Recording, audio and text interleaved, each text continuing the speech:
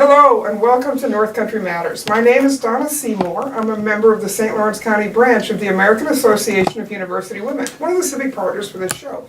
Today my guest is Addie Jenne. Addie is the Assemblywoman for the 116th River District up here in the North Country. Addie, welcome back to North Country Matters. You have been our guest for a long time now. We've had you on so many times. You're an old friend of the show. Well, I like being here. So well, that's thank great. You for having me. Well, Addie, you and I were together over the weekend in Watertown for the second Women's March, yes. And I thought it would be nice if you would share a few of your thoughts from your keynote address there about respect, self-determination, and justice to get us started. Well, I'm not sure if you're not paying close attention that you really understand what this movement is about. But really it's about core democratic values and principles. That's small d, democratic. Yes. Right? It's kind of those principles that our country was founded upon. And, I think regardless if you're a Republican, Democrat, not registered in a party, that you can see that our country is really at a crossroads right now. And I like to put things kind of in the context of really the core values that created our country. And that's really what, if you boil it down, what this Women's March and this Women's Rally and this movement is all about. It's a balance between individualism and also the good of the whole. And also that there's a sense of fairness within our society. And that's, I think, what people are really rallying around right now. And I'm glad, it's not, we're not supposed to be some dictatorship, autocratic society, and reminding ourselves and recommitting ourselves to those values, I think, is our path forward in this country. I think we've kind of lost our way. It used to be everybody had an understanding of what the common good was, and now the common good doesn't really seem to have the same meaning that it used to. So I agree with you that it's time to get back to those core American values. Yes. So we've just started, the legislature has just begun meeting. January is always the kickoff. It starts with the State of the State address that the governor gives, and he followed it a week later with his budget. Yes. So that kind of gives us a framework to start discussions. He mentioned during his State of the State some of his key legislative issues, and he outlined several pieces of legislation that relate specifically to women. Now, many of these items have actually been on the Assembly to-do list for a very long time, haven't they? I was going to point that out, that, it is, in New York State, no one really has a monopoly on good ideas. And the governor has historically had no problem kind of supporting ideas that aren't necessarily, his alone. And so he oftentimes pulls legislation that we've been working on in the Assembly and really tries to get the Senate to come along. Mm-hmm. It's really a statement of his policy priorities, and oftentimes, he does borrow from the New York State Assembly in terms of specific pieces of legislation. And so, I have voted on some of these bills in the past and supported them. And so it's really not an uphill battle in terms of mm-hmm. women's issues and really family issues. Right. And if community issues in general, it's really, a no-brainer for me. I've already supported these types of things. But I'm glad, and I have to give the governor credit for putting the spotlight on these things and, putting together a package of things that hopefully we can get done and kind of move things forward. And we've seen in the last few years that a number of those initiatives have moved forward, like paid family leave and some more work on equal pay laws, which, we still have work to do on that, but there are lots of areas where we can still make things better here in New York State for our folks. Yes, but there are some areas though that they're so tricky. You have to be careful. When you're talking about how do you get at the sexual harassment issue that has been getting so much media attention and has really reinvigorated folks that have been fighting this fight for a long time. Sometimes, something is a really good talking point and sounds good, but at the end of the day, we really have to look at how changes will actually impact the ability for a victim to get justice. And so I think as long as we keep that at the core, at the center, and we don't do something that just sounds like that should be what we should do, you really have to think about how our changes will impact the justice system, and how if a victim feels that they actually can come forward and expose someone and think that they can get access to the courts and actually get justice for themselves. Right, that is a big point. One of the big ticket items every year in the budget is, of course, education. And the governor made a point during his budget address that he was asking for more money than last year, but that's really only part of the story, isn't it? Because the problem in New York isn't the amount of money we spend, it's about where that money ends up. Yes. And too much education spending is still driven by zip code in too many places. What do you think North Country schools can expect from this year's education budget? Well, I'll just say historically, the governor has always proposed a funding level that we have found ways to increase by the time the final budget is adopted.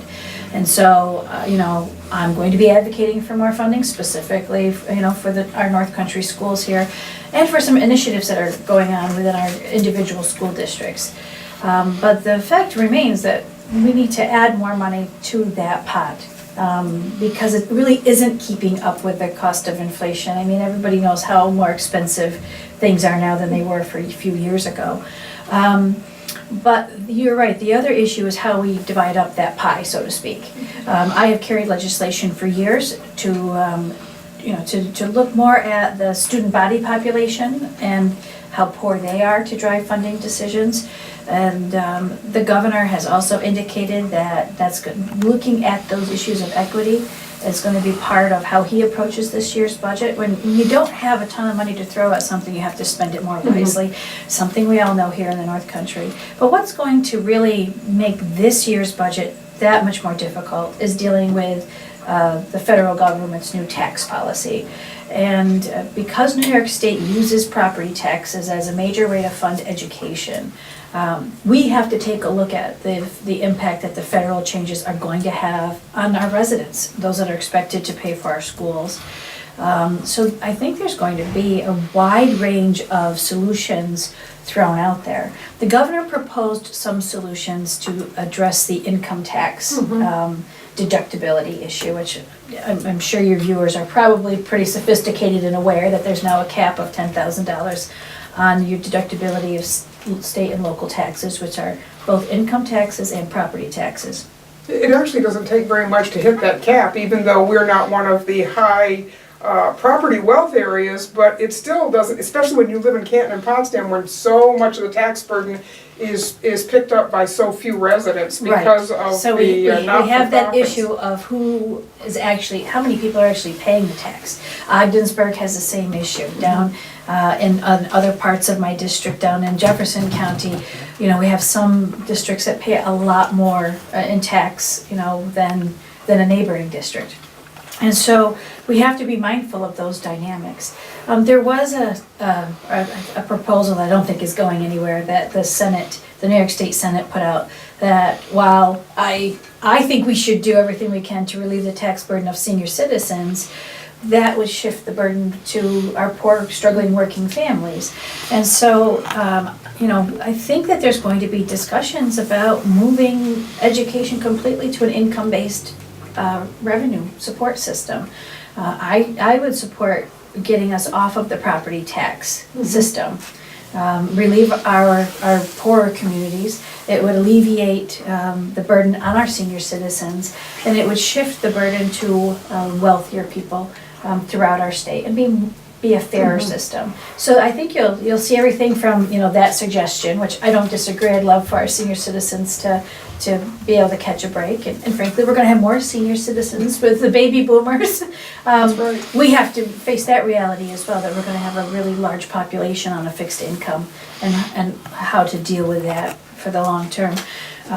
But without getting into even farther into the weeds on tax policy, it's going to be a big year. And education funding and the property tax system that we have is going to be under a microscope. Yeah, it is. And a lot of people say it's about time, because we've sort of been going along with the same formulas for a long time, and we haven't done the kind of scrutiny that maybe a lot of folks would like to see. Yes. So, thanks. One of the things that sends people into a panic faster than anything is the thought about losing their health insurance. And since the inception of the Affordable Care Act, federally, the number of uninsured here in New York State has gone way down. So the system has really improved for a lot of folks, although it's still expensive. But there's nothing about the Affordable Care Act that comes out of Washington that makes anybody feel like, you know, that is not a system that's really under the gun. But New York State's had a single payer plan that's been looked at for a number of years now called the New York State Health Act. What do you think are the chances for that this year, given all the pressure that people are feeling based on some of the things that are happening federally when it comes to health care? Well, I think of any year that this year, you know, would likely be a year where we would pass it in the New York State Assembly. It has been championed by one of my colleagues in the State Assembly for many years. And I really think it's something we have to look at. You know, some smaller states have made attempts at it, but you kind of have to have a bigger state like New York for it to make sense. But, you know, one of the things that, you know, we did in New York that's different than other states is, you know, we actually set up our own exchanges. And so we have a lot of infrastructure already in place. And I would argue that we could make that leap to a different system better than others. It's just all the stuff that keeps coming down the pipeline from the federal government. It's going to cause us to have to make changes and have to do a lot of things. And I'd much rather us make those decisions that we're going to go in a direction and commit to them and fix it right. Not just try to do a patch. Sometimes there's a pressure to do something really quickly and you don't quite do it right. You know, with the tax policy, there's going to be a period of hurt. There's probably going to be a tax year of hurt. But we can't let that happen in healthcare. And so, you know, we're probably going to take a pretty big hit, and we're just going to have to figure out how to fund it and how to ensure that there's stability, because we know in the long run, or even maybe even in the short run, that if healthcare is not available, that it's going to cost us a lot of money. Well, you know, just today the governor made an announcement about allowing pharmacies to now give the flu shot to children, which they hadn't been able to do before. And one of the reasons why the flu shot works is because now it's called preventative care, and it's not, people aren't being charged for it. If that's under the Affordable Care Act. Those are the kinds of public health issues that are really going to have a big impact if they disappear and we don't come up with some system to put supports in place. Yes, but I will say, thank goodness that the Children's Health Insurance Program has been refunded. You know, I think it gets mixed up in the federal health care with Obamacare, and people don't realize that you know, making sure that children have access to care has been something that predates the Affordable Care Act by a significant number of years and administrations. And it was completely bipartisan when it was first enacted, and the fact that it took so long to get that reauthorized is tough. That would have been, and if that hadn't been reauthorized, I'm not sure we could have done anything but universal health care to fix that, frankly, because we would have had to ensure that we took as much profit away from the insurance companies as quickly as possible. And that's what we're talking about. I mean, the insurance companies are making a killing off of this, and they're making a killing off of the repeal. That's what's driving the repeal process at the federal level, is the desire to pay back the insurance industry for all the support they gave during the last election cycle. Well, certainly healthcare is just, it's a hot button issue, and the tax bill created a huge tax break for insurance companies. Yes, it did. Huge, and they're going to have record profits this year as a result. Right. And something that goes along with that at the federal level that impacts us here in New York State is Medicaid funding. It's been a huge story for months now as it relates to healthcare, but it also relates to education. A lot of people don't realize that a big portion of Medicaid funding goes to keep the elderly in nursing homes, and another large portion of it goes to pay for special education services that students need in public schools. What's the Assembly's position on Medicaid funding, given the roller coaster that we're going through with the federal position on it? I mean, how do we keep those services in place, because they're absolutely critical services in our communities? Well, I mean, you've stated it correctly. First of all, the vast majority of Medicaid dollars go to a very small number of people, although that group of people is getting larger. And that is the elderly and people that are extremely sick. Whether you were born with a serious illness or a disability, or whether now you're older and you need nursing home care, which is tremendously expensive. A lot of people like to target Medicaid, but I think as we're dealing with grandparents and parents, that could potentially be in a nursing home at the same time, people are paying a lot closer attention to how much it costs to be in a nursing home, and understanding that it's really not young people that are utilizing those resources to the extent they are. So when people are saying we need to cut Medicaid funding, what it's going to do is it's going to cut services for the elderly who can't stay at home any longer. The family members have to work, so they can't stay home and take care of them. And so really it is people that have no other way to take care of themselves. And so, at least in the New York State Assembly, we feel an obligation to take care of our sick, our aging, our children that are born with pretty severe disabilities. And like I said, the amount that we spend on younger people is really not as much in the grand scheme of things. Right. And, when you talk about public health, you want to make sure that people have access to basic primary care, that they can go in and get something that's, communicable disease taken care of, so they're not making everybody else sick. But in partnership with that, we also have to provide lower cost ways for people to get health care. We have to do a better job here in the North Country on preventative care, so that you do have a place to get into, should you become sick, and not just always have to go to the emergency room. And one of the things we've seen in the last few years, courtesy of the Affordable Care Act, is how much the local health care providers have really done to expand and enhance the services that are available locally. You don't have to go to Burlington or Syracuse or someplace anymore. There's an awful lot of really excellent care that's available here that's very specialized, that 10 years ago wasn't available locally. The implementation of the Affordable Care Act required everybody to get around a table and try to sort of disarm themselves from this kind of war of fiefdom of this is my hospital and my hospital's territory, and they were the castles that had to be defended. There's a lot more collaboration, a lot more discussion going on, and so I think the coordination helps to save money in the long run, and you can put resources in to other types of like preventative care. Right. And chronic care management. Frankly, that's our issue here in the North Country, is making sure that if you've got diabetes, you've got that under control, that if you have high blood pressure, that you're controlling that. And you do have to check in with your doctors, but that's far cheaper than having to have a bypass surgery somewhere. You bet. So one of the things that we're looking at here in New York State, this might be the year to get some voting rights expansion and some reform. There's a lot of talk about it at the state level. What are the proposals that you think have the best chance of getting passed and signed into law this year? Well, I hate to be a Debbie Downer, but we've voted on a lot of these types of bills a lot in the past, whether it is campaign finance reform to try to get big money, the Citizens United money, out of politics, or earlier voting, those types of things. Or expanded voting hours so that you don't have to go in the middle of the work week.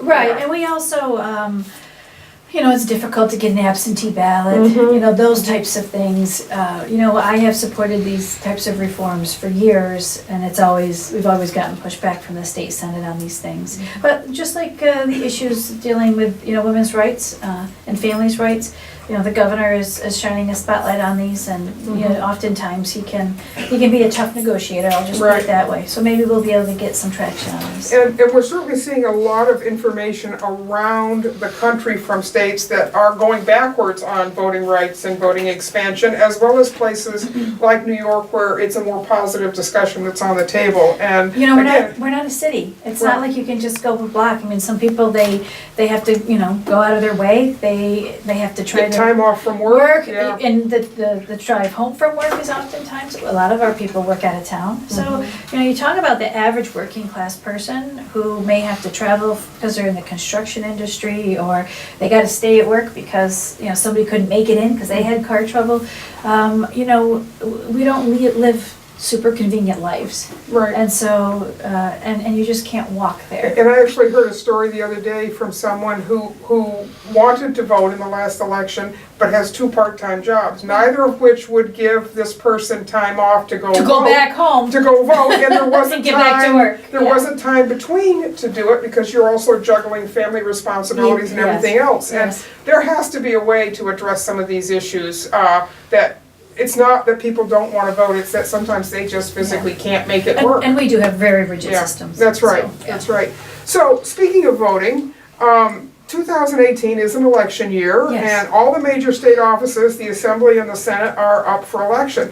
2 years ago, in 2016, about a third of the Assembly seats and a third of the Senate seats were uncontested. And certainly one of the things we've seen in the last year and a half has been a lot more interest in running for office.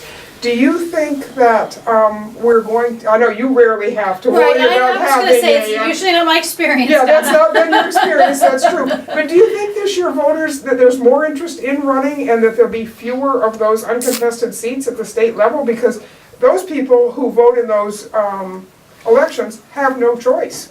There's nothing to vote for except the incumbent. Well, I'll tell you what's interesting. Even this past fall, the amount of write-in campaigns Mm-hmm. at the local level was kind of interesting. We had one in the community that I live in that the write-in candidate came so close. It was really shocking. So I think, you can see from this past election cycle that there's interest. There are in the congressional race of this area, I've lost track. I think there might be 9 candidates. There's 9 on the Democratic side, at least 2 on the Republican side. And that's Yes. not just in New York 21, there's 4 or 5 candidates in New York 23. This is very broad. And as I travel around, I do have people come up to me and inquire about Assembly and Senate races. Mm-hmm. And there's also been, a lot of talk for where there are multiple candidates that have announced for congressional races. That maybe they take a look at a state level race. Mm-hmm. And I know that that's being talked about in a very serious way around the state, not just here in the North And the Country. congressional primary is June 26th, and the state primary isn't until September. So there's plenty of time for people who may be unsuccessful at one to put Yes. together a campaign at the other. So Absolutely. that's true. Redistricting is something that happens after the federal census, and that's coming up in 2020, which is only a couple of years away. Mm-hmm. Here in St. Lawrence County, we are sliced and diced. We have 4 assembly representatives and 3 state senators. Yes. Is there any chance, and I know this is talk about a pipe dream, will New York State ever join that handful of states who does a nonpartisan redistricting so that it doesn't become a political football? No, huh? Well, first of all, we have passed some laws to get at that, but there has to be a process to create that group of people. And That's political. I know you're not naive, Donna. No. If you actually think that you can get politics out of this process, I have a bridge to sell you. Oh, do you? It may or may not be You know, in a state of good repair. here in New York State, we have a few bad bridges. We do, So, we yeah, do. I'm hoping we can get a bargain on those. So. I'm hopeful, but I'm also a realist, and I don't want to come off as trying to sell something. Debbie that Downer really- again. No, something that I don't want to try to tell people that it's we've got this process, or if we only passed something, it would fix it. There's always going to be a certain amount of if you have to figure out how to get elected to be part of these things. So the political class is always going to be able to manipulate that system and above and beyond. But I really feel that the way my assembly district is drawn has righted some historical wrongs. Some people get really wedded to a county line or town lines. When I have the St. Lawrence River Valley. Right, and and actually we have a nice map here that shows that. If you were to break up, the state based on similarities in community, wouldn't the St. Lawrence River Valley be one of those places that would be logical? The Adirondack Park is all very similar. There are natural distinctions, natural things that drive how communities operate with each other. Just chatting today about the fact that Star Lake is so far away that they're the closest community that they identify with is more like Timberlake. Right. You know, or, well, I guess more cranberry, but you know what I mean? I mean, and that's in a different county. Right. You know, these things don't necessarily, you know, thinking that an arbitrarily man-made line on a map is really how we should be dividing things. But to have 4 representatives in St. Lawrence County is also overkill. There was a little inside politics that drove why one member in, you know, the Mohawk Valley was disliked by her colleagues, and so that's inside baseball. We're all paying the price. We're all paying the price for that, and I'll just say it wasn't on the Assembly majority side of things, Yeah. so. Well, Addie, you know, last week Richard Berkeley from the Public Utility Law Project of New York was in town for a workshop. He did Yes. a North Country Matters show with us, and I know you met with him while he was in Potsdam. So his organization trains advocates and legislative offices on how to help people with low and fixed income problems. Those people deal with high cost of energy. Yes. That's a great example of the kinds of calls your district offices get in terms of from constituents. What are some of the things that your staff helps constituents with? Just kind of give us a little thumbnail sketch of who calls in and what your staff is able to do for them, because that's a really important part of your district. We deal with everything, from I got a notice that the light's gonna be turned off, to I'm getting an eviction, to a business calling about compliance with a regulation that they feel they're being treated harshly by the state.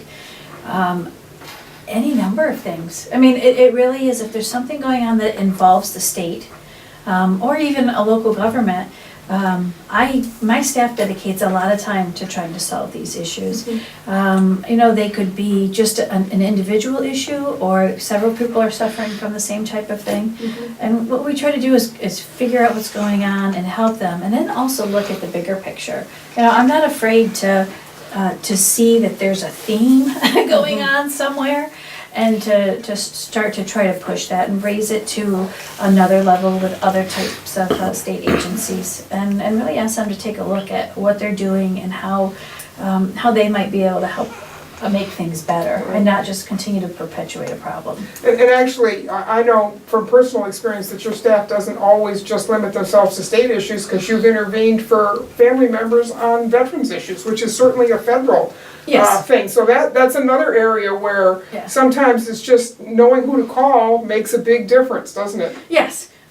And you know, my staff has been doing this for quite a long time, and they have a variety of experiences themselves, and you know, we get calls from veterans across the country, actually, because they hear that we do work in that area.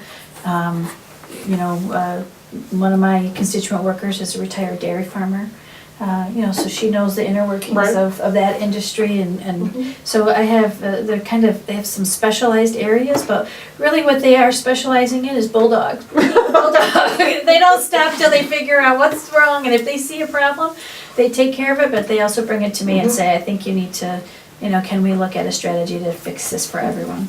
So as we wrap up today, Addie, do you have any final thoughts you want to share with folks?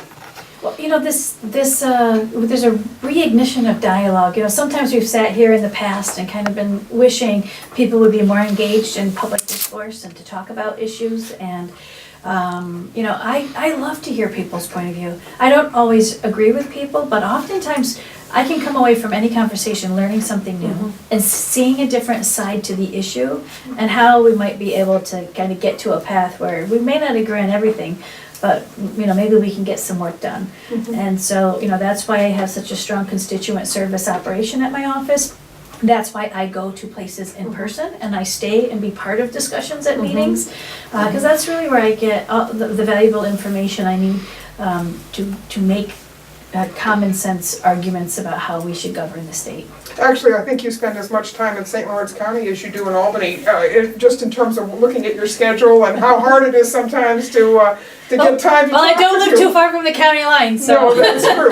Well, thank you as always for coming in, Addie. It's been a great conversation, and you know, there's a lot on your plate as a member of the legislature this year, and there's also, as you say, there's a lot of opportunity, and there's a lot of dialogue and interest in public policy issues that maybe has been missing in years past. So hopefully this will be a good year, and we'll get some good stuff out of Albany, and you know, we'll strengthen the programs that we have here in New York State, because we can't really look to that for the federal government anymore. We pretty much have to solve our own problems, don't we? Absolutely, but that's what we're used to in the North Country. That's right. So thanks very much. Thank you for watching. These conversations are a production of North Country Matters, which is filmed here in the Fred W. Cleveland Computer Center of the Potsdam Public Library. These conversations are a civic engagement tool that we use to talk about issues of the day. The show is a civic collaboration between the St. Lawrence County branch of the American Association of University Women, the League of Women Voters of St. Lawrence County, and the Potsdam Public Library. Until next time, remember, our North Country matters.